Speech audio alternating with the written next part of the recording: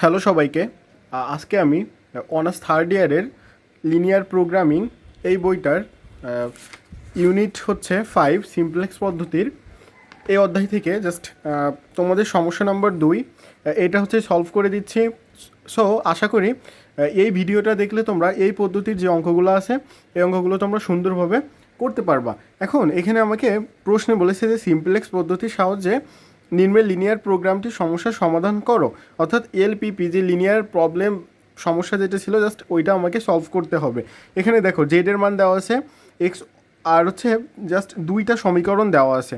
Clear? তাহলে এখন এখানে মূলত আমাদের যে বিষয়টা বুঝতে হবে সেটা হচ্ছে জেডের যে মানগুলো দেওয়া আছে, জেডের মান দেওয়া আছে হচ্ছে 10x1 plus x2 plus 2x3 আর শর্ত দেওয়া আছে এটা হচ্ছে ম্যাক্সিমাইজে আছে।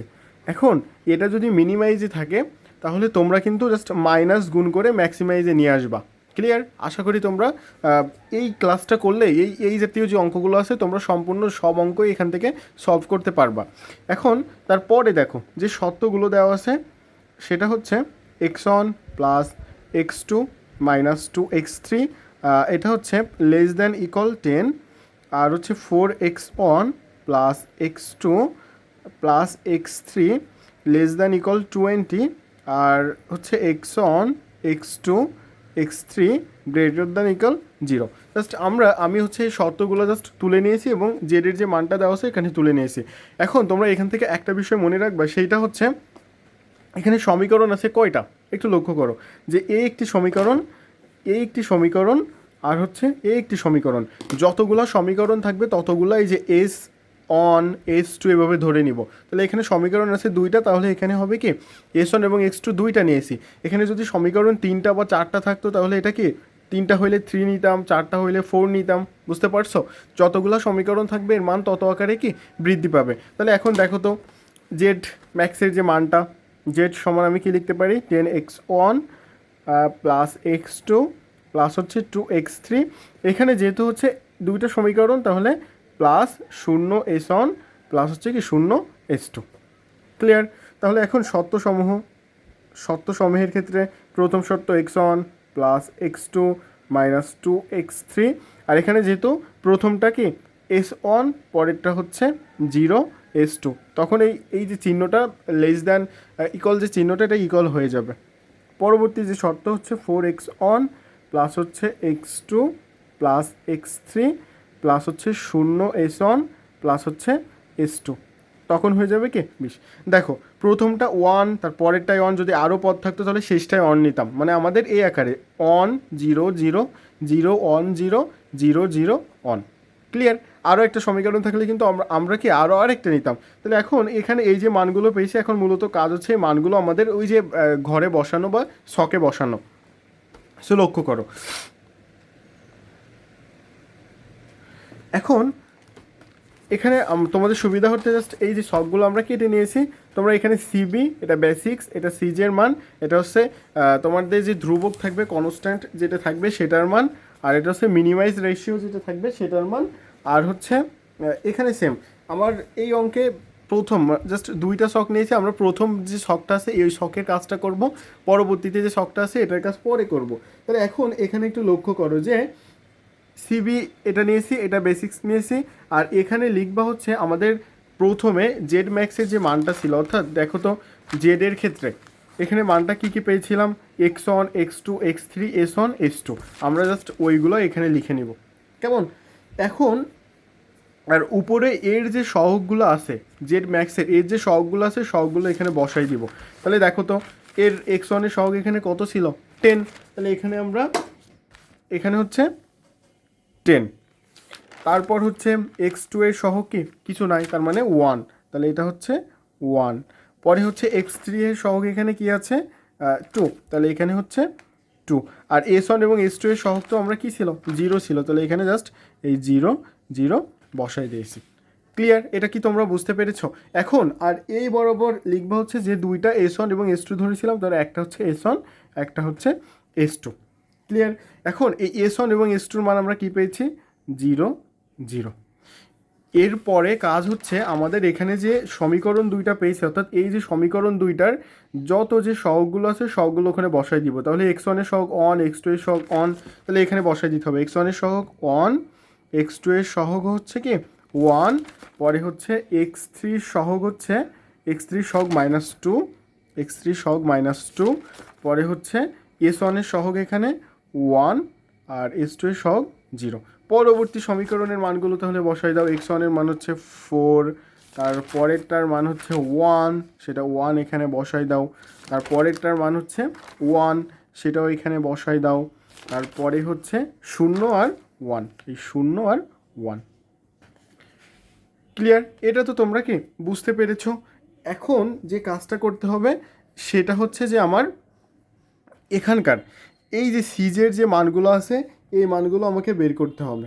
বুঝতে পেরেছ? আর এখানে কনস্ট্যান্ট দেখো তো এই সমীকরণের কি কি ছিল, 10 আর 20, এই মানগুলো এখানে বসাই দাও। এটার মান ছিল 10 আর এটার মান ছিল কি 20। এখন এখানকার এই যে সিজে, এটা হচ্ছে ই ই যে মানে ই যে মাইনাস হচ্ছে সিজে, এটা যদি একটু দেখো যে এটা কিন্তু ই যে মাইনাস হচ্ছে সিজে। একটু ভালো করে যদি লিখতে যাই তাহলে ই যে মাইনাস হচ্ছে সি যে। এখন এই মানটা কীভাবে বের করবা দেখো, এই মানটা বের করার নিয়ম হচ্ছে এটার সঙ্গে এটা গুণ করবা, এটার সঙ্গে এটা গুণ করবা। তাহলে দেখো তো 0-র সঙ্গে 1 গুণ করলে কি হচ্ছে 0, 0-র সঙ্গে 4 গুণ করলে 0, এই দুইটা যোগ করে উপরে যে মানটা থাকবে এখান থেকে মাইনাস করতে হবে। তাহলে এখানে কি হয় -10 হয়। তাহলে এখানে এটার মান আমরা কত পেয়েছি -10। অনুরূপভাবে এটার সঙ্গে এটা গুণ করলে 0, এটার সঙ্গে এটা গুণ করলে 0, তাহলে 0 - 1 করলে এটা কি হচ্ছে -1। তারপর এটার সঙ্গে গুণ করলে 0, এটার সঙ্গে গুণ করলে 0, তাহলে 0 থেকে এটা -2, এটা 0, এটাও 0, তাহলে এখানে কি থেকে যায়, এখানে তো হচ্ছে 0 থেকে যায়। আবার এটার সঙ্গে 0, এটার সঙ্গে 0, 0 থেকে 0 মাইনাস করলে 0। ক্লিয়ার? আশা করি এই লাইনটা তোমরা বুঝতে পেরেছো। আবার বলি দেখো, যদি দেখো যে এই মানগুলা মানে এই মানগুলো 0 আছে, তাহলে এখানকার যে মানগুলো আছে না এই মানগুলোর বিপরীত মান এখানে হবে।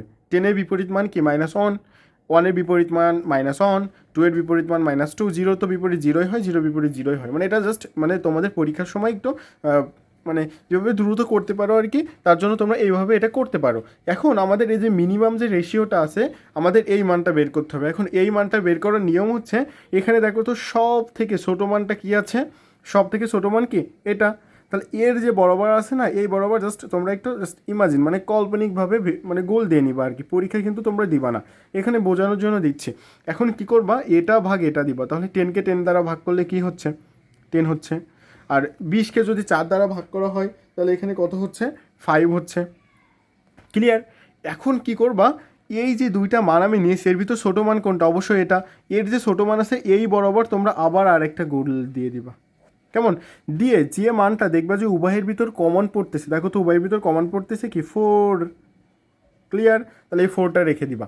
উভয়ের ভিতর কমন পড়তেছে 4, আমাদের কিন্তু মূলত এটা বৃত্ত দিতে হবে। ক্লিয়ার? এখন দেখো 4-এর এখানে 4-এর বরাবর এটা কি S2 এর মান, S2 এর বরাবর দেখো তো এখানে কি ছিল x1 ছিল। তাহলে আমরা এখন লিখবো কি, এখানে তো উপরে তো s1 ছিল, s1 রেখে দাও। আর S2 বরাবর যেহেতু এটা পড়েছে তাহলে এর উপরে কি আছে x1, তাহলে এখানে কি লিখবো x1।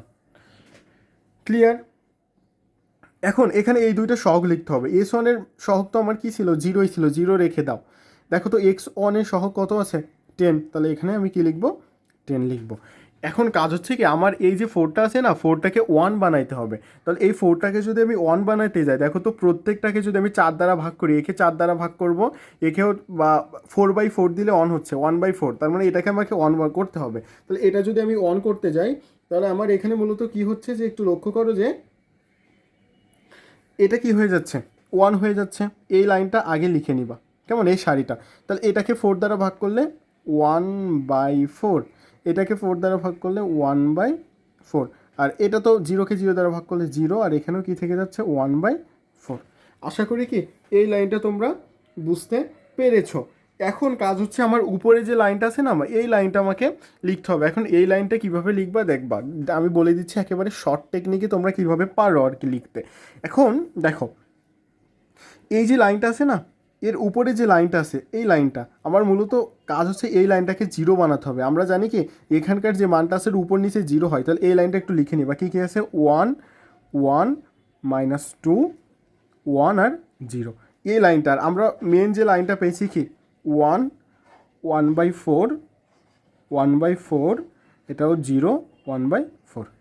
এখন দেখো তো এই যে দুইটা লাইন, এটা যদি আমরা জিরো বলেছিলাম রো মানে এই যে মানটা পাবো এর উপরে এবং নিচে মানটা আমার উদ্দেশ্য হচ্ছে জিরো বানানো। তাহলে এর উপরের এই মানটা জিরো বানাইতে গেলে এই দুইটাকে কী করতে হবে, বিয়োগ করতে হবে। বিয়োগ করতে গেলে চিহ্নগুলো সব কি পরিবর্তন হয়ে যায় না? তাহলে এইটা মাইনাস, তার মানে -1 + 1, এটা করলে কি এখানে জিরো হয়ে যাচ্ছে।